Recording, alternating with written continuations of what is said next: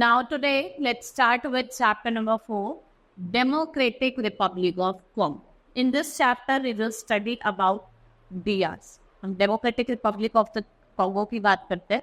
इसकी लोकेशन और इसकी रिलीफ की बात करेंगे. प्लांट एंड एनिमल लाइफ कैसी, लाइफस्टाइल कैसा है यहाँ के लोगों का, और इकोनॉमी और ट्रांसपोर्ट. Now about Congo. ये कहाँ से फॉर्म हुआ था? It was formerly known as Zaire. It is located in 5 north to 10 degrees south latitude. The third biggest African country with regards to area under Sudan and Algeria. ये area cover करता है 23.5 lakh square kilometer.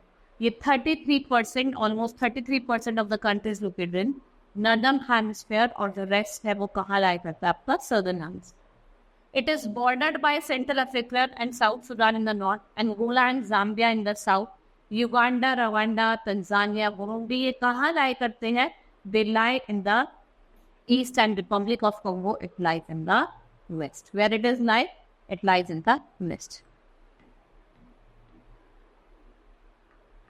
What are the main features on the land? Main features क्या है land के?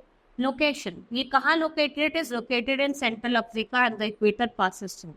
Central Africa में located है, Equator यहाँ से pass करता है. इसकी कैपिटल है किनशासा, जो आपके कॉन्गो रिवर पे है, और democratic republic of Congo it is an almost landlock country. ये लैंडलॉक कंट्री है.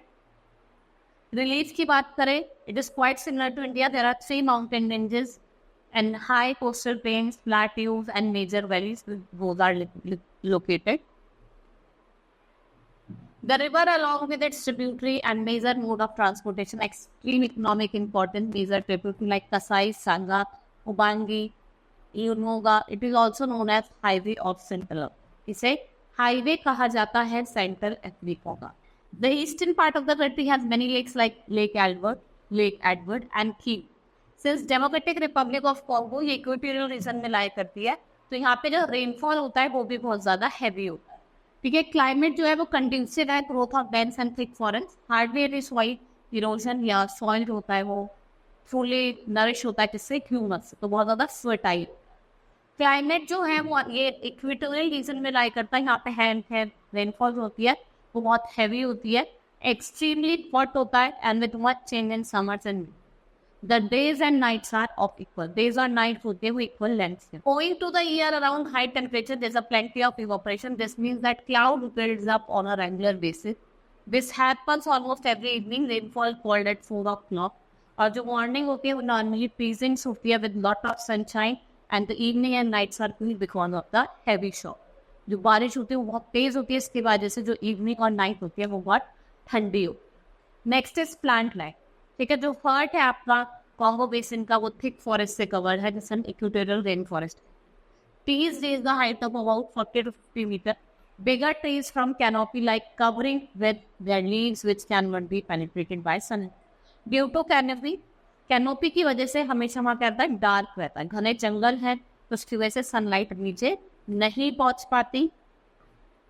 ठीक है. And eucalyptus, mahogany, ebony, iroko provide timber. Rubber and palm tree are in abundance. जो सबसे ज्यादा आपको यहाँ देखने को मिलेंगे वो रबर के और पाम के ट्री से. Many medicinal plants are grown here like cinchona, source of green, medicine used in curing malaria. Many types of edible vegetables, wild mushrooms are also grown. In humid equatorial region, kaswa, rice, peanut, groundnut, oil palms and fruits are found in abundance. Rainforest here are the second largest and one of the thickest in the world. ये green रहते हैं throughout the year. ठीक है. यहाँ पे आपको बहुत सारे ग्रासलैंड्स दिखाई देखने को मिलेंगे सदर्न और साउथ वेस्टर्न पार्ट में DRC. Animal life. Equatorial rain forest is a home of rich and diverse variety of animals. यहाँ पे आपको चिंपैंजी, गोरिल्ला, बेम्बूज, एलिफेंट, मंकीज देखने को मिलेंगे. सवाना, वुडलैंड्स भी यहाँ पे आपको देखने को मिलेंगे. और जो नॉर्दर्न ग्रासलैंड यहाँ पे आपको लेपर्ड, चिताल, हाइना, चीता ये सब देखते हैं. Congo rivers and lakes have crocodile, hippo, dolphin, variety of fish. And the rainforest is the home of variety of reptiles, pythons, vipers, tree cobra, lizard, frogs and camel. यहाँ पे hundreds of beautiful butterfly species है. Birds जैसे कि आपके parrot, pelican, owl, cranes, eagles, vulture, duck, pigeon, ये यहाँ पे ही आपको देखने को मिलते हैं. Many insects like bees, beetles, scorpio, butterfly, mosquito, centipedes, millipedes are found. National park और वाइल्ड लाइफ सेंचुरी में यहाँ बहुत सारे देखने को मिलती है. पीपल एंड लैंग्वेज की अगर हम बात करें, democratic republic of Congo has 4 national language, उसमें से एक है फ्रेंच. फ्रेंच यहाँ की ऑफिशियल लैंग्वेज. अगर आपसे ऑफिशियल लैंग्वेज पूछी जाए तो क्या है आपकी फ्रेंच. और जो क्रिश्चियनिटी यहाँ का मेन रिलीजन है, जो large part of the population का पार्ट है. Africans believe in powers of ancestors, spirits of nature and magic.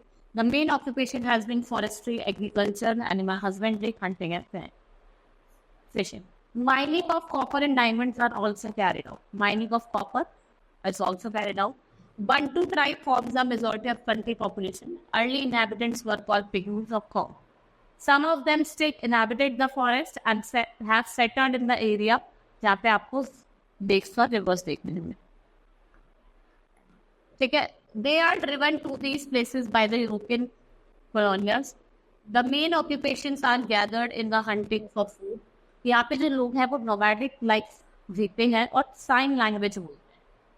They do not eat good food as such like music. They mostly popular for entertainment, dance, drum, and the Bantus too fond of music, dancing, and wearing costume for the occasion. और ये different costumes पहनते हैं on the different occasion. Economy की बात करें, जो कट्टाम province है वो मिनरल रिच है. यहाँ पे आपको gold, silver, copper, zinc, magnesium, uranium देखने को मिलेगा. ठीक है. इन सदर्न और ईस्टर्न पार्ट में आपको one will find the mineral resources जैसे diamond, manganese, iron and tin. Cobalt, cadmium, petroleum, germanium, radium and bauxite are found here. Democratic Republic of Congo है. Democratic Republic Congo is regarded as one of the highest producer of copper in the world. It has 65% of world's cobalt. जो country है, it's well known for a palm oil and diamond. In terms of water well, ये richest country है. Several dams have also been built to make use of the country's water. Several dams बनाए जिस गए जिससे हम क्या कर सकते हैं, यूज कर सकते हैं country के water resources. Now transport. Congo River and its tributary are the main means of transport. They are supported by rail, road, air service. Main port is Matadi. Country का जो ट्रांसपोर्टेशन सिस्टम है वो बहुत ज़्यादा poor. क्यों? Because यहाँ पे जो फॉरेस्ट है वो बहुत ज़्यादा डेंस है, and which makes it hard on roads and railway lines to be constructed. इसलिए बहुत मुश्किल है वहाँ पे रोड और रेलवे लाइन कंस्ट्रक्ट करना.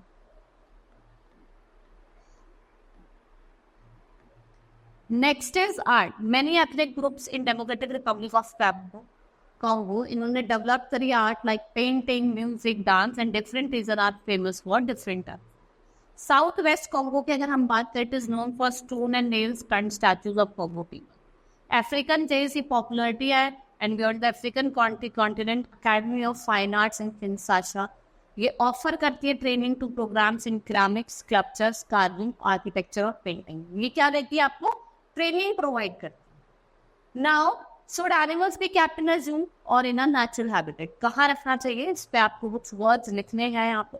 Hope you understood the chapter. That's all for today. Thank you.